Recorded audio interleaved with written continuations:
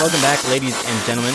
Mark Price here at devslopes.com, and in this video, we're going to start talking about where we can manage data when it comes to React. So far, we've just worked with components, okay, the UI. And if you go to React's website, okay, everything that has to do with React and all their documentation has really only to do with the UI.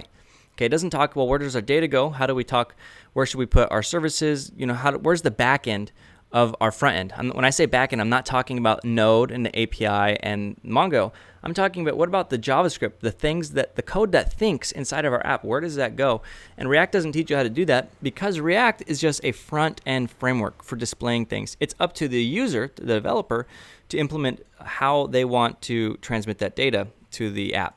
I'm going to change this here to JSX so it looks pretty. Okay, and so you'll see some things out there on the internet on how to do this. One of the very popular frameworks and paradigms is called Flux. Well, it's called Flux, and Flux is a paradigm of how you manage data in an application. It was invented by Facebook, and it's kind of it's an architecture for data flow through your app. It is very, very, very, very complex. Okay, if you're a new programmer, I would say stay away from it for right now. It is very, very complex. Okay. With that being said, there is a framework out there called Redux. Okay, Redux is an implementation of Flux. Okay, so it's implementing the Flux paradigm, but it makes it really easy to use. Okay, easier. Okay, it's still a little bit complex, and we're not even going to use Redux in here, but I wanted you to know the name Redux. Okay, a lot of React applications are built with Redux, and that's how you send data through your components. What we're going to do, and what we're going to do is we're going to build our very own data service and our very own notification service, okay? And there's actually nothing wrong with doing it this way. There are a ton of ways of building data flow through your app, and we're going to use something called the Singleton Pattern, okay, which is a programming design principle. And we're also going to use something called the notification or observer pattern, okay? And what's going to happen, I know I'm talking a lot, but just listen carefully. What's going to happen is we're going to have a central store for our data. And when data changes, we're going to post notifications that components can listen to so they can know when to refresh. Okay, remember, if we look at this website here, when we click add to wish list, this wish list, which is a completely separate component, needs to know that it needs to add a new item. When we take this off, these components need to know to change the button back to add to wish list. Okay, but they should not be linked, which they aren't currently. And there should be a way of managing that. So we're going to use the observer pattern specifically to listen for things. So enough talking. Let's go on and create our very first singleton. And we're going to call this the data service. So inside of our services, we're going to create a new file. And we're going to call this dataservice.js.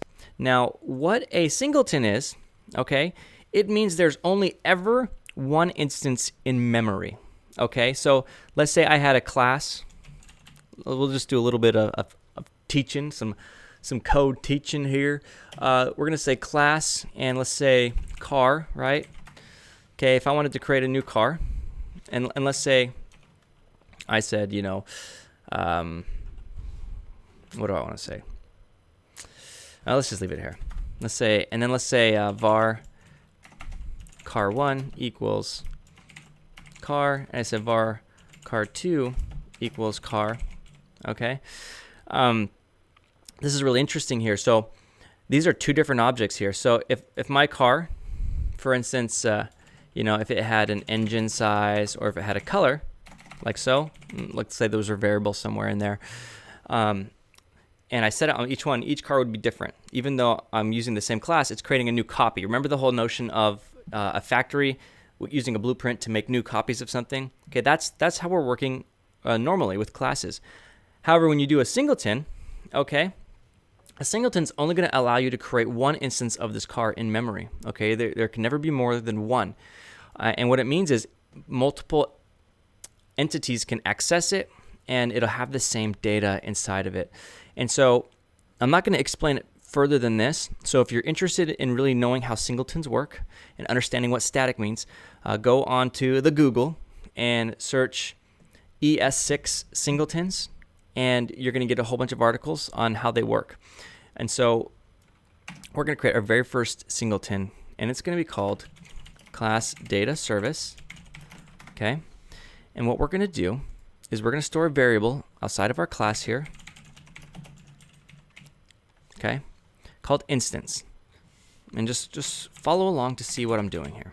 Constructor, if there's not an instance, okay, meaning if it's null or undefined, instance equals this. And then we're going to return instance.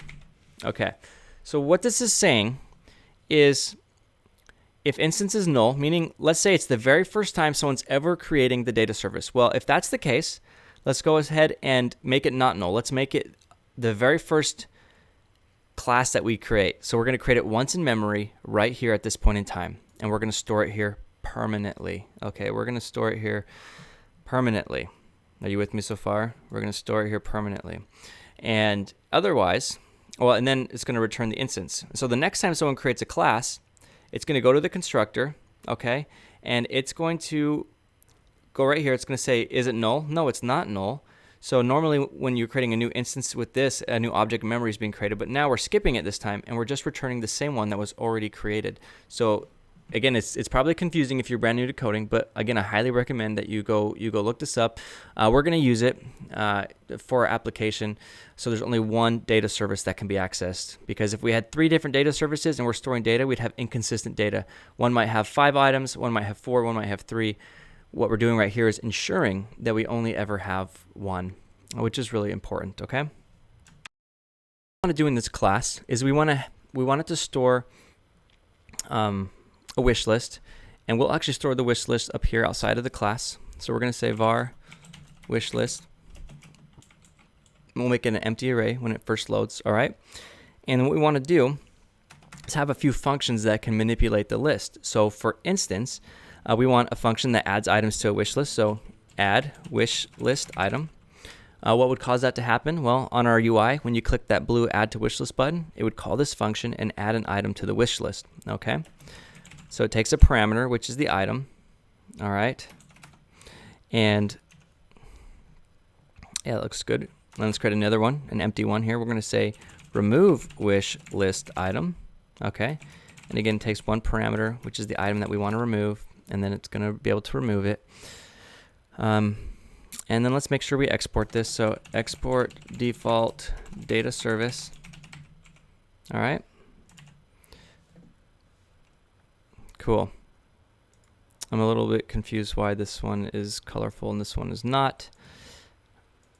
Makes me question my code, but that's okay. So what we're going to do here is let's go ahead and for adding an item on the wish list, we're going to say wish list.push item. So we'll push it up. Okay. And this is driving me nuts. Why aren't you colored? Okay, and then when we remove a wish list item, we need to iterate through the list and make sure it's the one that we want to get rid of. Okay, so let's see. We are working with the IDs. I believe they all have an ID from our JSON, so we can use that key to check if it's the right item to remove. So for var x equals 0, while x is less than wish list.length, x plus plus, or underscore underscore. Okay, and then what we want to do is say if wish list x dot underscore ID is equal to item dot underscore ID. Okay, what do? Well, we want to get rid of it, right? So we're going to say wish list dot splice x and 1, so get rid of one element at that index, and then we'll break out of the loop. Okay, are you with me so far? So when would we remove an item from the wish list? Well, if the button says remove on the product, or if someone clicks the X on the wish list, it would call remove wish list item, and the item that we click the X on would be passed in here. And then what we do is we go through the entire wish list to find the item that matches the one we want to get rid of, okay? And then we remove it like so. Boom, wish list item gone, okay?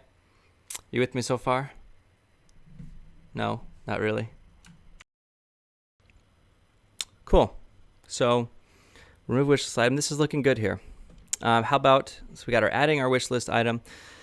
So I think this is all looking good so far for our data service. But I think what we need to do now is actually see how long we've been going at this. So we need to create our notification service, and I think what we're going to do is we're going to put that in the next video here. So what I want you to do is get this up to speed, get your project up to speed, create your data service here. Let's make sure there's no errors or anything. In fact, we're not going to know. We'll check for errors real quick. What we'll do is we'll go here into our, go into our app.js. Who's going to need the data service? The wish list is definitely going to need it. So let's go into our wish list.js and let's just import it and make sure that it's actually working, okay? So we will say import data service from /services/data-service, and let's make sure there's no errors. That's all we're checking for here. Okay, and there's a warning in wishlist.js. It's defined but never used. That's fine because we aren't using it yet. So there's no errors. We're good to go. Let's call this video done, and in the next one we'll create our notification service and we'll get closer to getting our components to talk to each other. So that's it for now. Mark Price at devslopes.com.